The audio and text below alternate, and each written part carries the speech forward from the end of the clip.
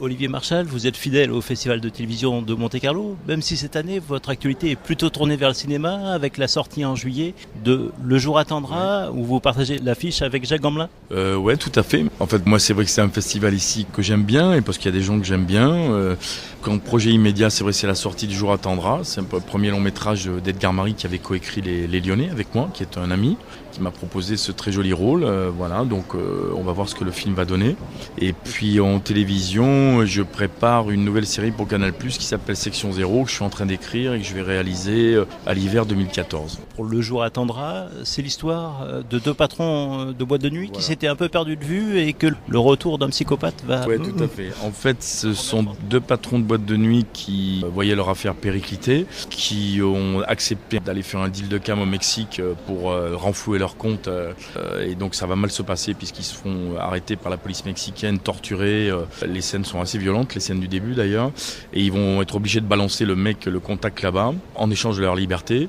Et le contact va évidemment au bout de 6 ans s'évader des prisons mexicaines et revient à Paris pour leur régler leur compte. Donc c'est une course-poursuite qui dure une nuit. C'est une nuit, en fait, c'est une nuit folle. Voilà. Avec Edgar Marie, vous avez aussi travaillé sur Braco, une aventure qui pour vous c'est un peu mal terminée.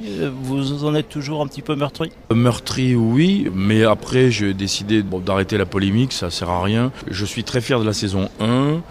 Comme on le sait, je suis moins fier de la 2 et que je pense qu'ils ont rectifié un peu le tir sur la saison 3 parce qu'ils s'en sont rendus compte eux. Bon, là on est dans un vrai problème d'auteur et de production. Voilà, avec un auteur qui a voulu, je pense, faire un concours de quéquette, quoi, pour être très vulgaire, qui a voulu être plus royaliste que le roi. Non pas que je sois le roi, moi je pense toujours au public, lui il s'est fait plaisir lui, sans penser aux gens. Et la production est une production d'incapable. Voilà, maintenant, moi, mes rapports avec Canal sont très bons, c'est ça qui compte, et que là, on prépare une nouvelle série. Ça m'a boosté, moi, pour monter ma boîte de production, pour éviter ce genre de déconvenues à l'avenir, initier mes projets, être producteur, donc être à l'origine de tout, et on prépare cette nouvelle série qui, j'espère, qui va être mieux que Braco, ou en tout cas aussi bien, quoi. Parmi vos autres projets, vous devriez retrouver Jean-Hugues Anglade dans l'adaptation d'une BD historique, Notre mère la guerre. Oui, Jean-Hugues, je l'ai vu avant-hier, oui, tout à fait. Jean-Hugues est un acteur et un garçon que j'aime beaucoup, qui est d'ailleurs un des rares qui m'a toujours témoigné la fidélité et sa reconnaissance d'avoir fait Braco, et avec lequel je garde des contacts très fraternels. L'adaptation de la BD, c'est un film que je devrais faire pas tout de suite parce que c'est un film très cher, et que d'abord j'ai cette série à faire, j'ai peut-être un autre film à faire avant, moins cher, et je le ferai, en tout cas, c'est en cours d'écriture, c'est les auteurs de la BD, Chris et Maël, qui adaptent eux-mêmes leur BD, et on devrait le faire pour que le film puisse sortir 2017-2018. Quoi, voilà. Qu'est-ce qui vous a attiré dans cette BD historique qui n'est pas un genre habituel pour vous ?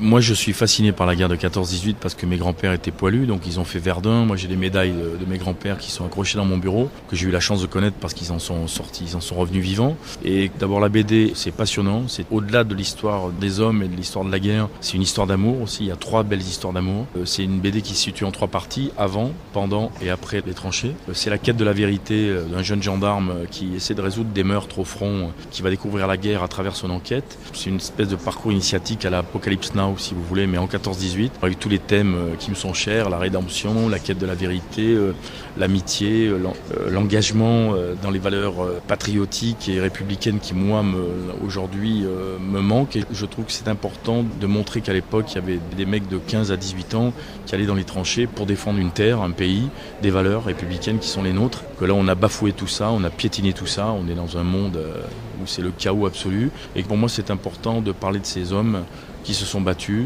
qui sont morts à 18 ans. C'est une histoire de transmission. C'est important pour moi, la transmission de l'histoire.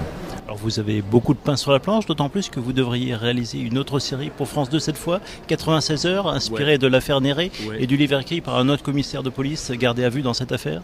Oui, c'est pas inspiré de l'affaire Néré, en fait, c'est inspiré du livre de Christophe Gava qui a écrit 96 heures, un commissaire en garde à vue, qui est un ami, qui a été mis en garde à vue dans le cadre de l'affaire Néré, puisque c'était un collaborateur de Michel, et il a écrit un bouquin formidable. C'est une garde à vue, c'est un téléfilm de 100 minutes où France 2 voudrait rétablir le principe des dossiers de l'écran, ça veut dire la diffusion du film et débat derrière. Et je trouve que c'est important aujourd'hui aussi de faire des films comme ça pour poser un débat, une vraie discussion après. Et voilà, donc ça serait après la série Section 0. Je le ferai pour France 2 et après je ferai le long métrage. Alors là, on retrouve un thème qui vous est cher, celui de policiers, souvent borderline. Alors, doit-on les inquiéter ou agissent-ils simplement comme ça pour être efficaces ?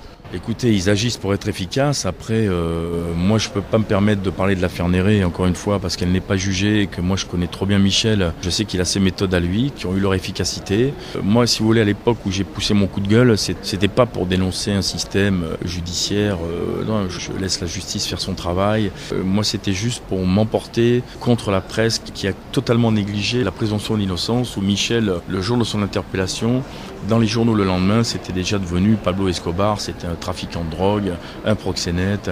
Après, je ne sais pas jusqu'où il est allé. Je pense qu'il y a des méthodes de travail qui maintenant sont considérées comme dépassées et que voilà, il faut que les flics apprennent à travailler autrement, avec la technique et pas l'humain. Mais je pense que si on enlève l'humain dans le travail policier, vous voyez, les États-Unis ont pris 2 avions dans la gueule un certain 11 septembre à force de tout miser sur la technique, et que je pense que l'humain a toujours permis de sortir les affaires. C'est par l'humain qu'on garde le lien avec le mal. Donc si on enlève ça, si on ne compte que sur la technique, je pense qu'on se trompe. Mais voilà, on en est là. Bon, il faut laisser le système aller au bout de sa logique. Et voilà, moi je ne juge pas, je ne fais que parler, que raconter ce que moi je sais, quoi.